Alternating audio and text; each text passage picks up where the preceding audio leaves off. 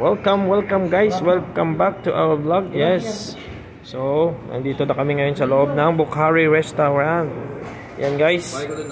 Yung, thank you so much to our sponsor, our friends for the Manzerat. Happy birthday guys. Happy birthday bro. Oh, thank you mga kanoo. Nilibre na naman tayo ng ating sponsor for tonight. Yan. Thank you bro. So, ito po yung tinatawag nilang, ano ba tawag dito? Bukhari. Yan. So, specialty po ito ng mga taga-Saudi. Yung mga nakakalam dyan, yung galing mga Saudi Arabia. Yan. Ito po yung kanilang pagkain dito. Malasang kanin dito, pre. Ano ba yan? Basmati ba yung rice niya? Ano ba tawag sa rice na yan, pre? Kasi hindi ko rin alam eh. Anong tawag sa rice nila? Kanin. Rice. Kabsa rice. Kabsa rice. Yan. Kabsa rice yan.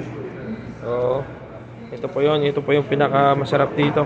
Max, kumain ka na ba? So, mamaya magpo-food review tayo. Ito po yung paki-follow po ng page niya. Dito po natin ipopost sa BJ Toms. Kain. Yan, BJ Toms Vlog.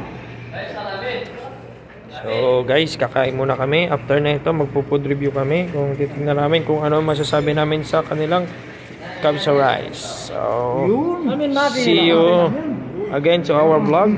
Thank you so much once again to our sponsor, our birthday boy, Mr. Ferdy Manzera. Yan. Thank you. Yan po yung welcome back. Again, ito po yung na-miss niya. Kaya ito yung request ng aming kababayan galing Pinas. Yung kabsa. Yan. Okay. Thank you so much guys. See you on our next vlog. Yan.